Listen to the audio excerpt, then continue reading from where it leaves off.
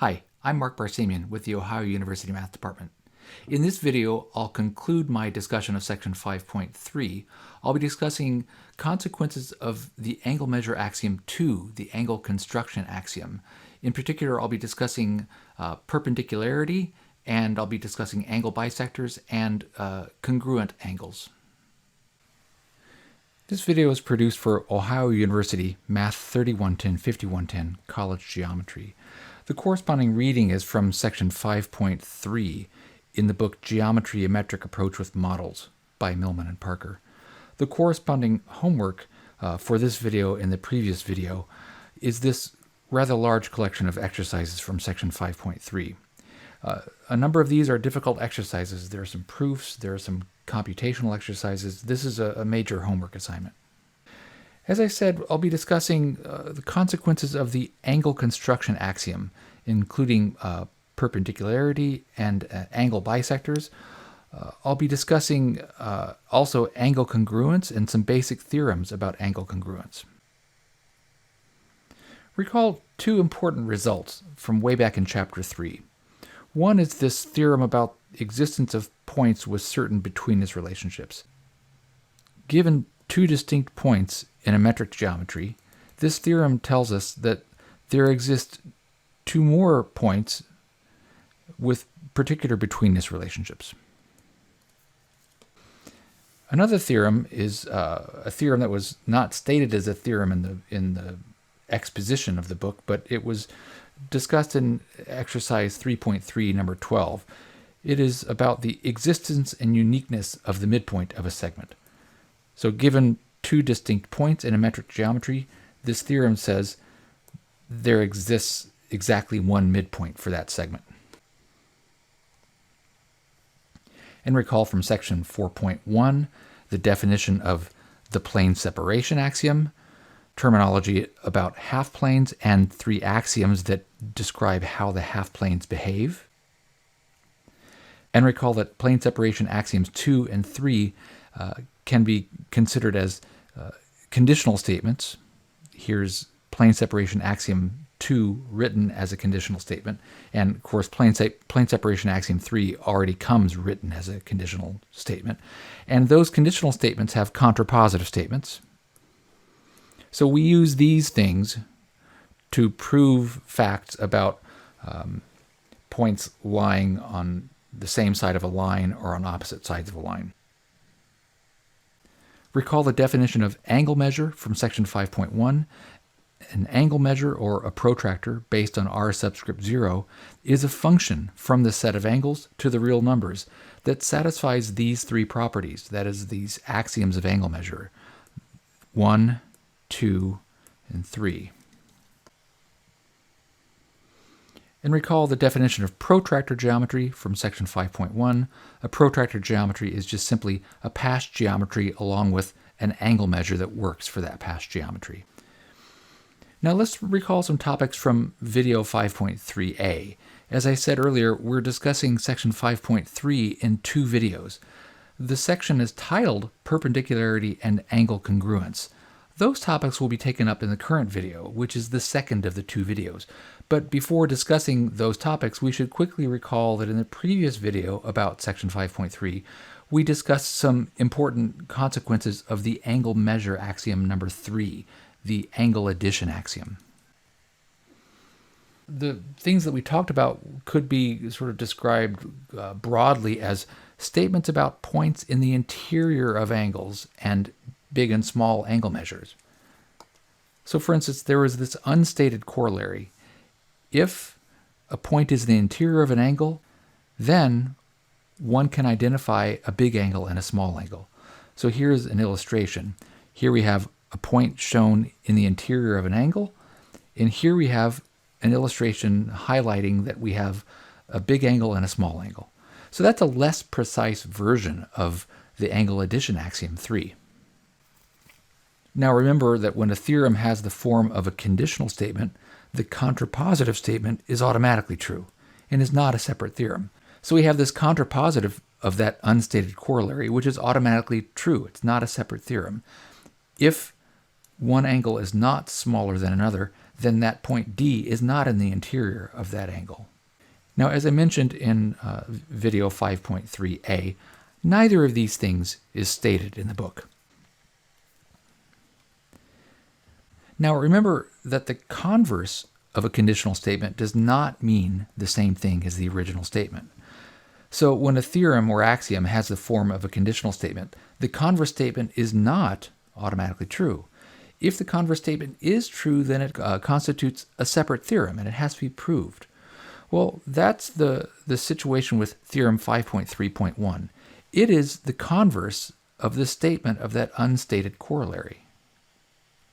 So here's this unstated corollary, not mentioned in the book. It's not mentioned because it's a very simple thing. It's a simpler statement of something which we were given, the angle addition axiom.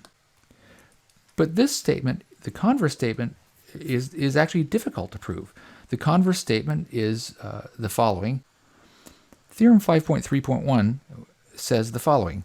In a protracted geometry, given points C and D in the same half plane of a line AB, if the measure of angle ABD is less than the measure of angle ABC, then point D is in the interior of angle ABC. So here's an illustration of that. Here's the given and the hypothesis. D and C are on the same half plane of line BA, and angle ABC is bigger than angle ABD. So that's an illustration of that. And then here's an illustration of the conclusion. Point D is in the interior of angle ABC. And then also in video 5.3a, I introduced the definition of linear pair. To say that two angles form a linear pair means that the angles can be labeled ABC and CBD, where B is between A and D. So here's an illustration of that configuration. And I discussed in the previous video, Theorem 5.3.2, the linear pair theorem, that says in a protracted geometry, if angle ABC and CBD form a linear pair, then the measure of angle ABC plus the measure of angle CBD equals 180. In video 5.3a, remember that I discussed in detail part 1 of the proof of this theorem. In your homework, you'll discuss part 2 of that proof. Also in the previous video, I discussed this Theorem 5.3.3, the converse of the statement of the angle addition axiom. It says in a protracted geometry, if the measure of angle ABC plus the measure of angle CBD equals the measure of angle ABD, then C is in the interior of angle ABD. And finally, the last thing we discussed in video 5.3a was this Theorem 5.3.4, which is the converse of the statement of the linear pair theorem. Remember, the converse of a theorem is not automatically true. If it is true, it has to be proven separately.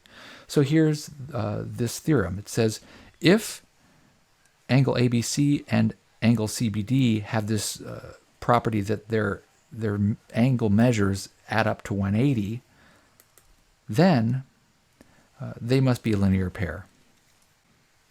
So in this picture, notice that I did not draw points ABD as being collinear because we didn't know that yet. All we knew is that their angle measures add up to 180.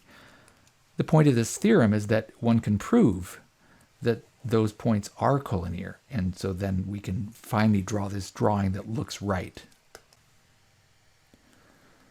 Now on to the topics for the current video. As I mentioned earlier, the previous video, 5.3a, was primarily about some important consequences of angle measure axiom 3, which is the angle addition axiom. This current video, 5.3b, will be about important consequences of angle measure axiom 2, the angle construction axiom. We'll start with some definitions. First of all, a definition of acute, right, and obtuse angles. Those are things you're familiar with, so I won't discuss them anymore. The definition of perpendicular lines. To say that two lines are perpendicular means that their union contains a right angle. Notice that those two lines don't form an angle. remember that an angle is a union of two rays. But in the union of those two blue lines, you can imagine seeing two rays. So that red ray and that green ray, the union of those two rays, is an angle. And it's a right angle. It's a 90-degree angle. And the union of those two rays is entirely contained in the union of those two blue lines. So we'd say that the union of those two blue lines contains a right angle. Now the definition of perpendicular rays in segments is a little bit subtle. To say that, for instance, a ray and a segment are perpendicular means that the lines containing those objects are perpendicular. That is, line AB is perpendicular to line CD. Now notice that segments and rays can be perpendicular without even intersecting. So for instance, here's a configuration of a ray and a segment that are perpendicular without even intersecting.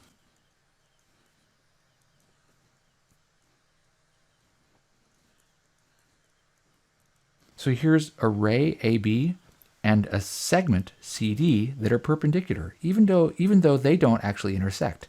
The lines that they lie in do intersect, and those lines form a right angle. So we say that the ray and the segment are perpendicular. Now, as I mentioned above, the current video will be about important consequences of angle measure axiom 2, the angle construction axiom. The first two consequences that I'm going to talk about are the existence and uniqueness of lines that are perpendicular to given lines or given line segments. The first such consequence is articulated in this theorem 5.3.5, the existence of a unique perpendicular to a line through a point on that line. So it reads as follows. In a protractor geometry, if B is a point on line L, then there exists a unique line L prime such that L prime contains point B and L prime is perpendicular to line L. So this line exists and it's unique.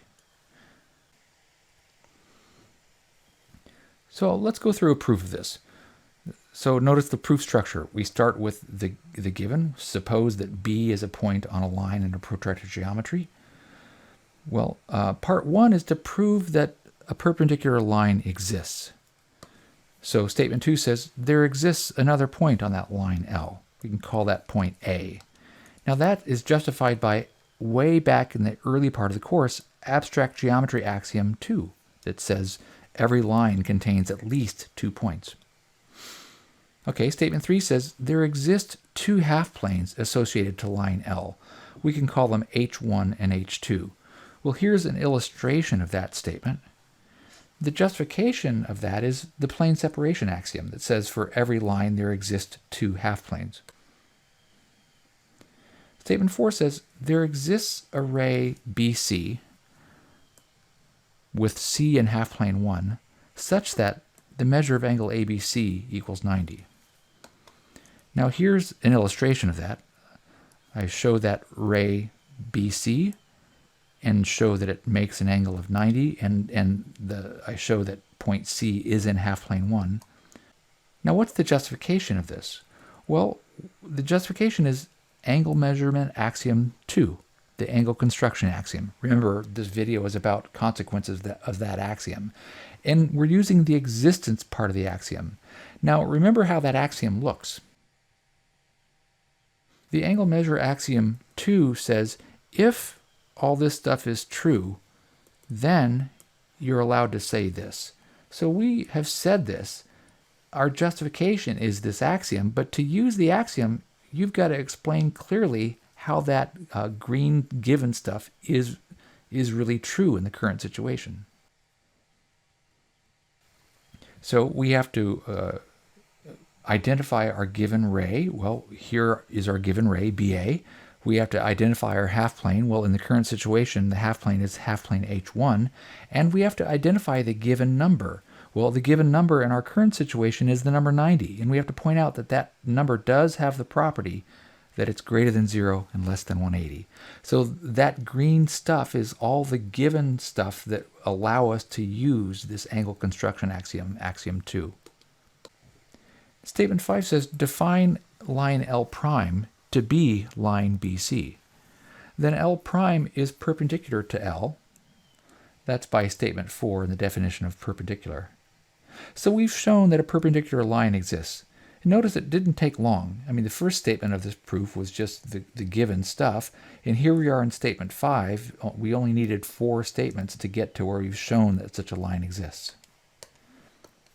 But remember, the claim is there exists a line and it's a unique line. Well, we just finished proof part 1. We proved that a perpendicular line exists. Now we're going to do proof part 2. Prove that the perpendicular line is unique. Now you'll see that this is actually a more time-consuming process. This is kind of tedious, it takes more steps. And notice the style. In math, the style of proving uniqueness is often of this format. You say, well, suppose there's some other object that has those same properties, and then prove somehow that that other object has to, in fact, be the same as the object you've already got. So in other words, it's not a different object. It might have a different name, but it's not actually a different object. So here we go. We say, suppose that there's some line that's called L double prime, and I've colored it green, that also has those properties, the property that it contains point B, and it's perpendicular to L. So as I mentioned, the strategy is going to be, we're going to show that that line L double prime is actually the same as the line L prime that we've already got. Well, let's get going. Statement 7 says, there exists a second point D on line L prime.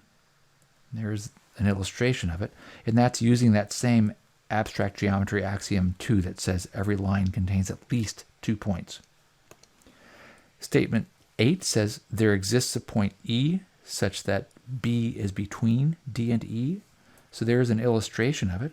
And the justification of it is that theorem 3.2.6i that I discussed in the review at the beginning of the video.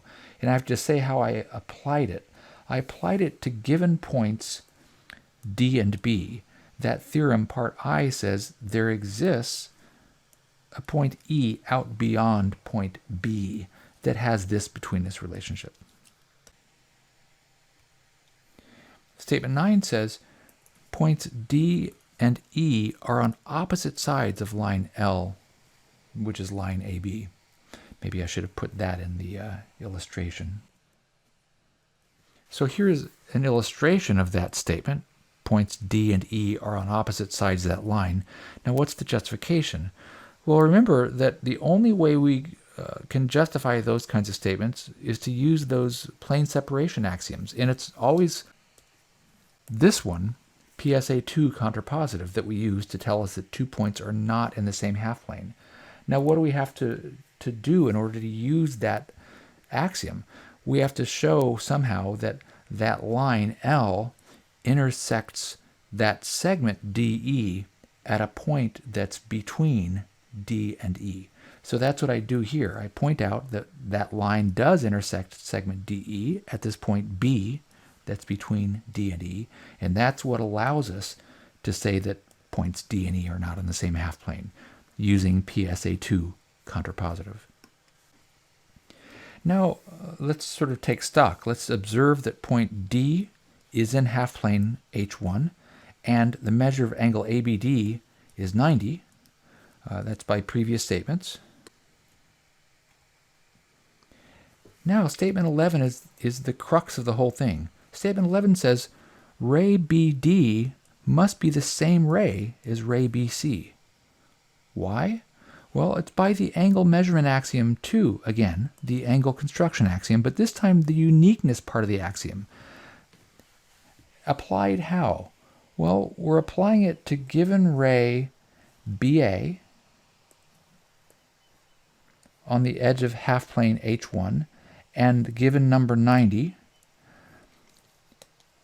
What does that axiom say about that situation? It says that not only does this ray, this red ray exist, it says there's only one red ray that will do that, that will make an angle of 90 degrees with ray BA. Maybe I should darken ray BA a little bit. Now, in other words, since ray BD and ray BC are the same ray, that must mean that point D must be on line L prime. So this new line L double prime must actually be the same line as line L prime. And that's by incidence axiom 1. So therefore, we've proven that line L double prime, this new line that was introduced that had the same properties as line L prime, we've proven that it actually has to be the same line as line L prime. It may have a different name, but it's the same line. So there is an example of that general strategy that I mentioned earlier that's common in mathematical proofs of uniqueness. You say, suppose there's some other object named some other thing that has the same properties as some object that you've got that has has those properties. If you can prove somehow that those objects are not actually different objects, they're just named differently, well, then you've proven that an object with those properties is unique. Now notice, it took us from step 5 to step 12 to prove uniqueness. So in other words, 7 steps to prove uniqueness. It only took us 4 steps, steps 2, 3, 4, 5, to prove existence. It took steps 6 through 12 to prove uniqueness. So proving uniqueness is often a nuisance and time-consuming. Let's go on. Now notice that the proof of theorem 5.3.5 used a variety of axioms and previous theorems, but at its core, the proof of the existence and uniqueness of the perpendicular was simply an application of the angle construction axiom about existence and uniqueness of a ray that forms an angle of a certain size. Now notice that both the existence and uniqueness claims of that axiom were used. Also notice that theorem 5.3.5 tells us that a perpendicular exists and is unique, but it tells us nothing about how to find that perpendicular. The details of finding the perpendicular will depend on which model of protractor geometry you're working in. In the book example 5.3.6, on page 107, the authors discuss how to find a line perpendicular to a point on a given line in the Poincare plane, and you'll have a homework exercise about that as well. Now remember, I said that the first part of today's video will be about discussing existence and uniqueness of lines that are perpendicular to things. We just discussed the existence of a line perpendicular to another line. There's a corollary to that theorem that has to do with what are called perpendicular bisectors of line segments. Here's a definition of a perpendicular bisector of a segment. We use these words, a perpendicular bisector of segment AB, only in this situation where we have a segment in a protractor geometry. And what it means is a line L that has the property that L is perpendicular to line AB, and the intersection of that line L and line AB is M, where M is the midpoint of segment AB. So here's a picture showing segment AB and line L, which intersects segment AB at this point M, that's the midpoint of line AB, and line L is perpendicular to line segment AB. Corollary 5.3.7 is about the existence of unique perpendicular bisector. It says, if AB is a segment in a protractor geometry, then that segment has a unique perpendicular bisector. You'll prove this corollary in a homework exercise. Now the second topic for today is angle bisectors. As I mentioned earlier, this video is about important consequences of the angle measure axiom 2, the angle construction axiom. The first 2 consequences were about the existence and uniqueness of lines that are perpendicular to given lines or given segments. A third consequence of the angle construction axiom that we'll study has to do with bisectors of angles. So here's a definition of angle bisector. You say these words, bisector of angle ABC, when you have an angle in a protractor geometry.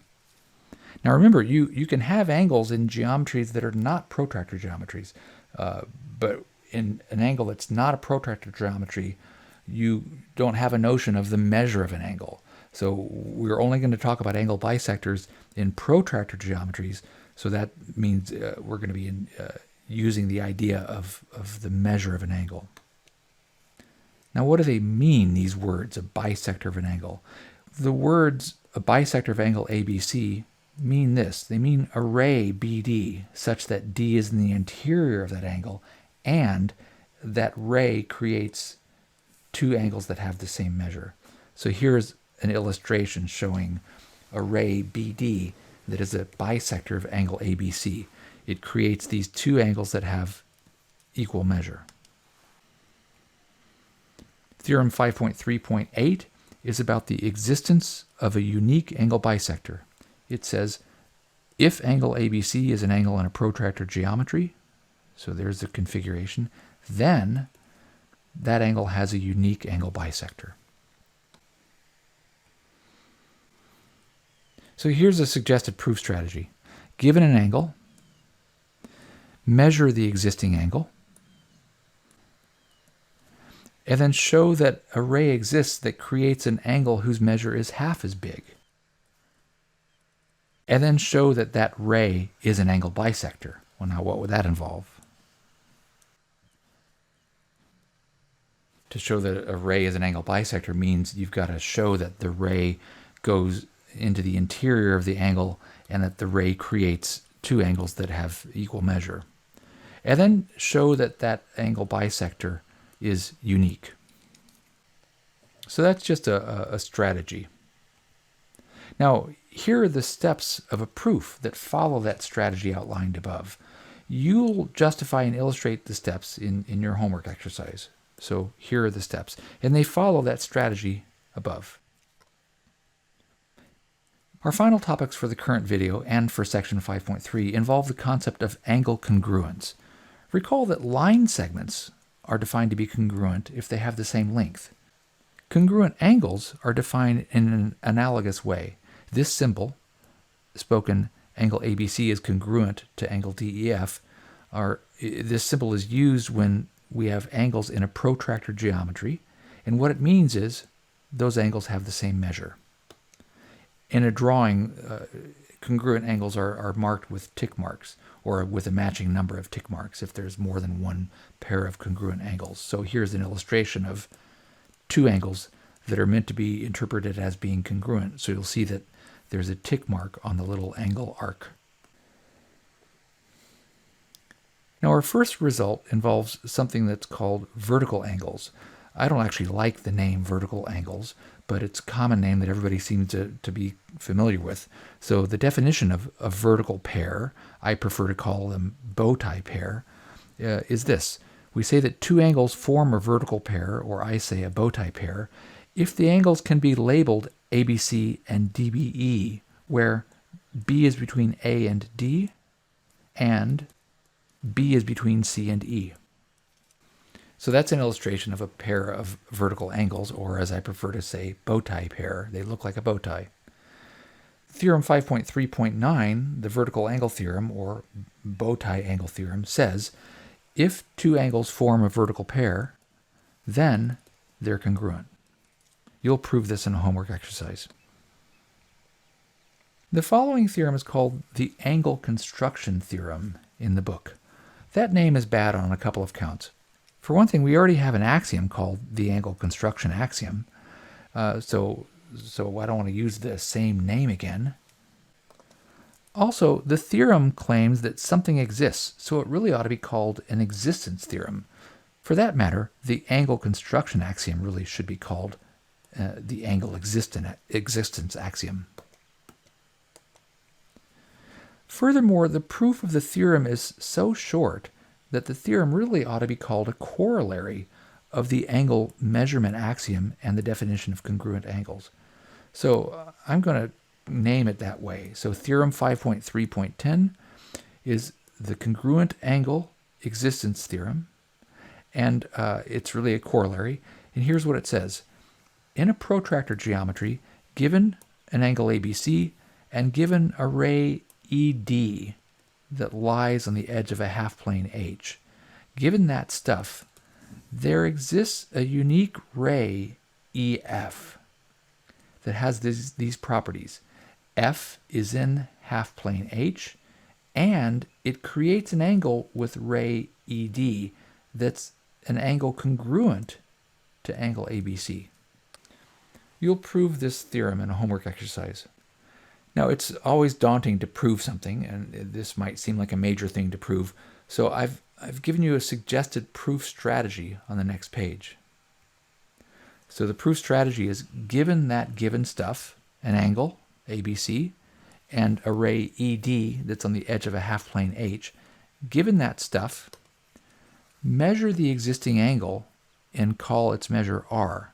Now, when I say measure, I mean, show that its measure exists and give its measure the name R. And then show that there exists a unique ray EF with F in that half-plane H, such that the measure of that angle that's created is R. Now, that's it for the proof strategy. That's all I'm going to say. But I'll point out that earlier in the video, I gave you a proof strategy that was about this detailed. And then I actually gave you a proof to justify and illustrate that followed that strategy. So earlier, I discussed this theorem, the existence of a unique angle bisector, and I suggested this as a proof strategy for a proof of that theorem. And then I gave you a proof that followed that strategy. So here is a proof strategy for that theorem 5.3.10. And the proof that follows this strategy won't be nearly so long. It won't be a 17-step proof. It'll be way shorter than that. So it will be a relatively easy proof. But you have an idea from earlier how to take a strategy, a proof strategy, and flesh it out. So I want to stress that earlier the proof strategy was just a few lines and the proof was quite long, like 17 lines. Well, here we have a proof strategy that's just a few lines, and again, the proof won't be 17 lines, but it's not going to be just these three statements. So I don't want to see you turn in a proof that's just this stuff. This is not the proof. This is a proof hint for you to flesh out into an actual proof. Two more theorems presented in the book could also be called corollaries of the angle measurement axiom in some earlier theorems, and corollaries of just the definition of what we mean by congruent angles. So one theorem is what's called the congruent angle addition theorem. It says, in a protractor geometry, if point D is in the interior of one angle and point S is in the interior of another angle, and those points create smaller angles that are congruent in this way, well then the large angles ABC and PQR are actually congruent. And there's a similar theorem called the congruent angle subtraction theorem. You'll prove these theorems in homework exercises. Well, that's the end of the video. Thank you.